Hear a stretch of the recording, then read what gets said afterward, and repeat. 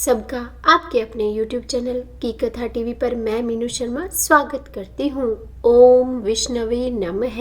आज दशहरा है और एकादशी आने वाली है, तो आज की इस वीडियो में हम यह जानेंगे कि इस एकादशी का व्रत कब रखा जाएगा। यह एकादशी तिथि कब से कब तक रहेगी, द्वादशी तिथि कब से कब तक रहेगी, एकादशी के व्रत का पारण कब करना है, व्रत को कब खोलना है और शुभ मुहूर्त के बारे में और एकादशी व्रत की पूजा विधि के बारे में और इसके महत्व के बारे में। तो हो सके तो वीडियो को अंत तक देखिएगा और अगर वीडियो में दी जानकारी पसंद आई तो वीडियो को लाइक एंड शेयर कीजिएगा और अगर आप मेरे चैनल पर नए हैं और सब्सक्राइब नहीं किया है तो सब्सक्राइब भी कर दीजिएगा। और हाँ, इस पापा कुंचा एकादशी व्रत की कथा की वीडियो भी आपको जल्द ही मेरे चैनल पर मिल जाएगी, तो आप उसे भी जरूर सुनिएगा। तो अश्विन माह के शुक्ल पक्ष की यह जो एकादशी है वह पापांकुशा एकादशी कहलाती है। इस दिन मनोवांछित फल की प्राप्ति के लिए भगवान विष्णु के श्री पद्मनाभ स्वरूप की पूजा की जाती है। कहा जाता है कि पापा कुंचा एकादशी का व्रत रखने वाले व्यक्ति को 1000 अश्वमेघ यज्ञ और 100 सूर्य यज्ञ के समान फल प्राप्त होता है। इस व्रत को करने वाले की 3 पीढ़ियां तर जाती है, 3 पीढ़ियों को पाप से मुक्ति मिल जाती है। यह एकादशी भक्तों के मातृ पक्ष के 10 और पितृ पक्ष के 10 पितरों को विष्णु धाम पहुंचाती है। भगवान श्री कृष्ण ने युधिष्ठिर जी से स्वयं इस एकादशी के महात्म्य के बारे में बताते हुए कहा था कि जो भी व्यक्ति इस एकादशी का व्रत करता है उसके समस्त पापों का नाश हो जाएगा।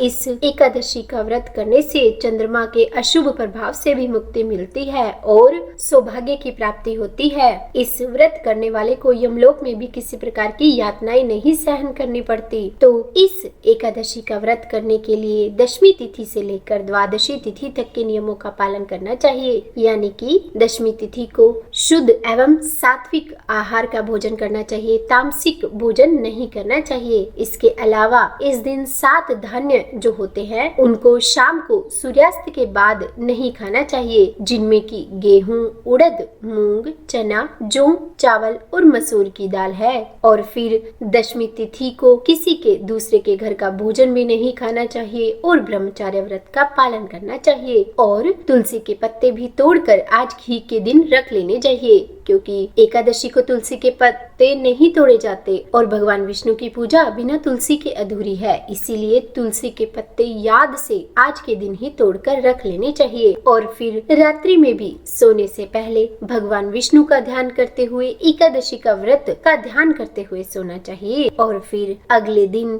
यानी कि एकादशी को हो सके तो ब्रह्म मुहूर्त में उठना चाहिए और फिर स्नान आदि करके स्वच्छ वस्त्र धारण कर सूर्य देवता को जल अर्पित करना चाहिए। हो सके तो आप पीले रंग के वस्त्र धारण करें, क्योंकि पीला रंग भगवान विष्णु को अत्यंत ही प्रिय है और भगवान विष्णु की पूजा में भी पीले रंग का ज्यादा उपयोग करें। और फिर अपने हाथ में जल और पुष्प लेकर भगवान विष्णु का ध्यान करते हुए आज एकादशी व्रत करने का संकल्प लें और उसके बाद एक साफ एवं पवित्र जगह पर चौकी रखकर उस पर लाल या पीले रंग का वस्त्र बिछाना चाहिए और उस पर भगवान विष्णु की प्रतिमा को स्थापित करना चाहिए। आज के दिन भगवान विष्णु के श्री पद्मनाभ रूप की पूजा की जाती है और फिर भगवान विष्णु का गंगा जल से अभिषेक करना चाहिए। उन्हें सबसे पहले रोली अक्षत का तिलक लगाना चाहिए और फूल अर्पित करने चाहिए। हो सके तो पीले रंग के फूल अर्पित करें और उसके बाद तुलसी पत्र भगवान को अर्पित करें और घी का दीपक जलाएं और उसके बाद भगवान विष्णु को भोग लगाएं। अपने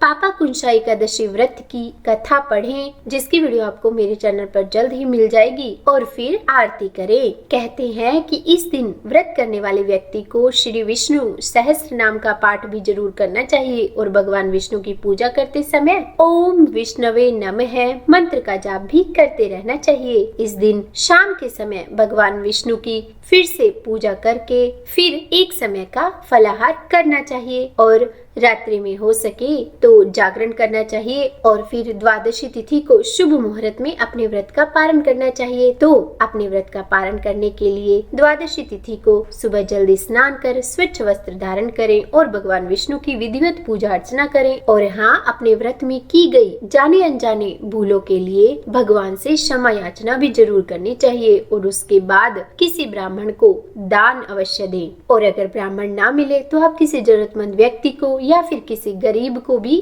दान दे सकते हैं। दान में अन्न का दान देना बहुत जरूरी है। इसके अलावा आप और कुछ भी दान कर सकते हैं और फिर दान देकर ही अपने व्रत का पालन करें। और यदि आपका इस बार प्रदोष व्रत या फिर गुरुवार व्रत भी है, क्योंकि एकादशी व्रत का जो इस बार पारण होगा वो गुरुवार को होगा, तो ऐसे में आप अपने एकादशी व्रत का पारण जल पीकर और फल खाकर या फिर पंचामृत लेकर भी कर सकते हैं और फिर अपने अगले व्रत का संकल्प लेकर अपना वो व्रत प्रारंभ कर सकते हैं। अब देखिए, यह तो आप सभी जानते ही हैं कि एकादशी के व्रत में चावल उपयोग में नहीं लाने चाहिए। तो यदि आपने व्रत नहीं भी रखा है तो भी आप इस दिन तो चावल उपयोग में ना ही लाएं। और एक बात और, तुलसी माता की पूजा अवश्य करें। एकादशी व्रत में तुलसी पत्र नहीं तोड़े जाते, परंतु तुलसी माता की पूजा अवश्य करनी चाहिए। तो आप सुबह और शाम तुलसी माता में घी का दीपक जरूर जलाएं। तो इस बार यह